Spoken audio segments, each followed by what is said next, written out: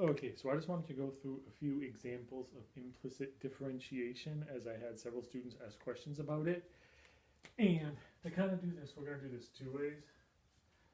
Suppose over here I have y equals 3x plus 5 cubed.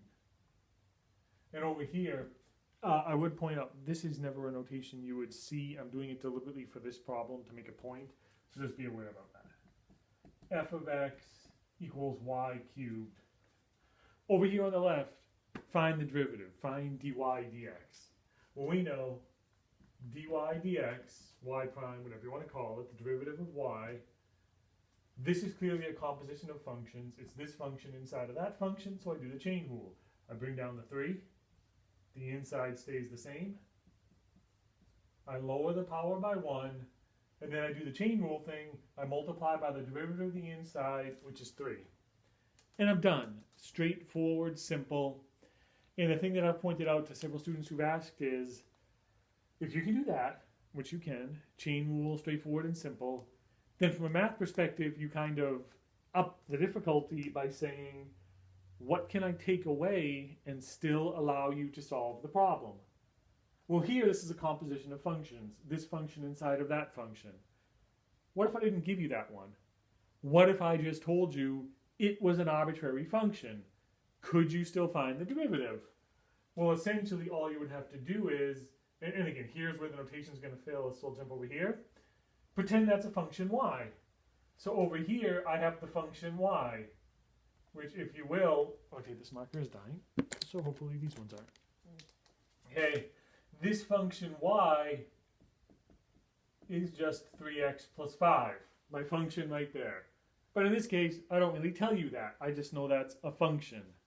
If I want to find the derivative, I say, I don't know what that function is, but I know it's a function cubed, which is clearly a composition. This function cubed. So I apply the chain rule. Chain rule says, bring down the 3. The inside, whatever it is, stays the same.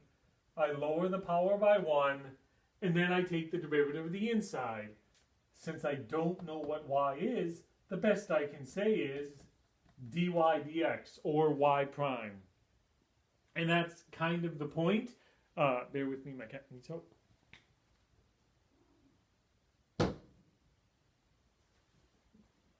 Oh, okay. And my cat's good now. And the idea is, if you look at these, they're completely identical. If I know y equals 3x plus 5, that's y, and this is clearly y prime, the derivative of that y, which is what I have over here. 3y squared, the derivative of y. That's all this implicit differentiation is. It's saying, I know you can find the derivative if I give you the inside function. Can you find the derivative if I don't? And yes, we clearly can because we do it right here. So now, keep in mind, like I said, the notation there on the right is not how they're going to be normally written. We generally don't combine f of x's and y's. So we'll just have something like x cubed plus y cubed equals 3x. And I would point out, that is clearly a function, and you could explicitly solve for it if you wanted to. I could subtract the x cubed. Then I could take the cube root of both sides.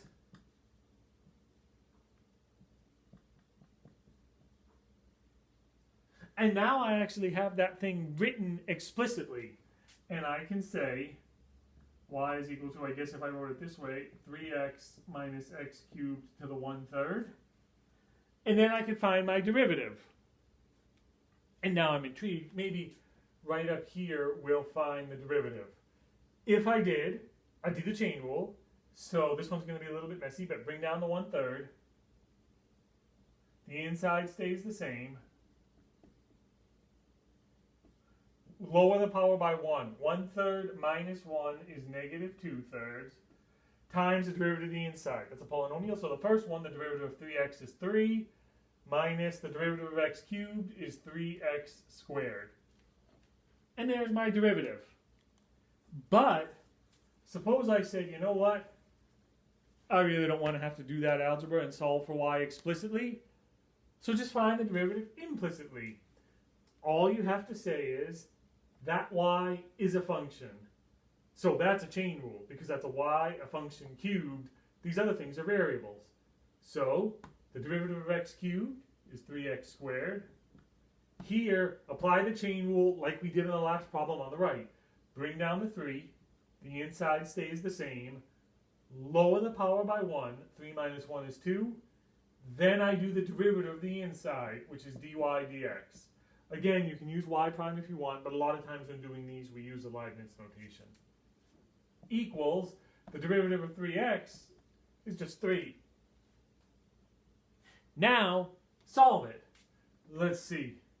I care about the derivative dy dx, so isolate that. Subtract the 3x squared, so 3y squared dy dx equals 3 minus 3x squared. Now, divide by 3y squared. And I get dy dx equals 3 minus 3x squared all over 3y squared.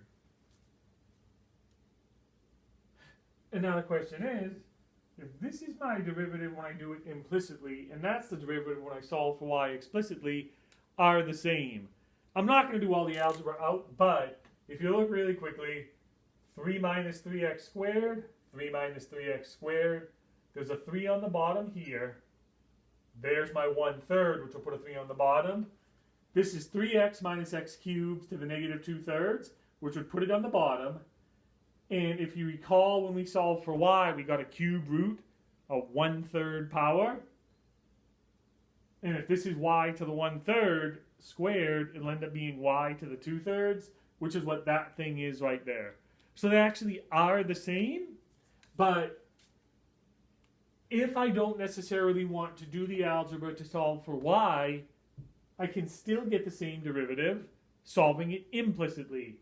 It looks different because here I don't have an explicit value for y, but they're still equivalent. And I'm sure the kind of follow-up question to that is, well then why don't I just explicitly solve for y on every single problem and take the derivative that way? So what if you have 5xy plus 2y squared plus x equals 5? Now the problem is, you have a y squared. How exactly do I solve that explicitly for y? Do I try to solve the quadratic? Good luck. I don't even know what to do algebraically. So I can't, leave my eraser alone. So I can't explicitly get y, so I have to do it implicitly. And all I do is I go term by term. Here, I say I have two functions, f of x and y. That's a product, so I apply the product rule. The first, 5x, times the derivative of the second. The derivative of y by itself is dy dx. Plus the second, y, times the derivative of the first. The derivative of 5x is 5. There's my product rule. First derivative of second plus second derivative of first. Plus, here, again, there's a constant 2 which is going to float through. Y squared is a function squared, so I apply the chain rule. I bring down the 2. The inside stays the same. I lower the power by 1, which just puts it to the first, times the derivative of y, which is dy dx. Plus the derivative of x, that's a variable, that's just 1, equals the derivative of 5. 5 is a constant, so that's just 0. Now, combine, simplify, blah, blah, blah, isolate the dy dx. So I'm going to leave the dy dx's on the left, bring everything else to the right. And then I'm going to rearrange it as I go. So I get 5x dy dx plus 2 times 2y is 4y dy dx equals negative 5y minus 1. Now, factor out the dy dx. So I get 5x plus 4y dy dx equals minus 5y minus 1. Then I divide that. dy dx equals negative 5y minus 1 over 5x plus 4y. And there's my derivative. And again, I would point out, just like the last few we've done, if I could have explicitly solved this for y somehow, I would get the same derivative. And here, if I knew what y was again, I could just substitute the function y in there and get my derivative explicitly. The problem is I don't know what y is explicitly, so the best I can say is whatever y was, it would be multiplied here and here, and then the resulting function would be my derivative. Okay. I'm going to make another video doing some related rates problems which use implicit differentiation, but this one's already too long.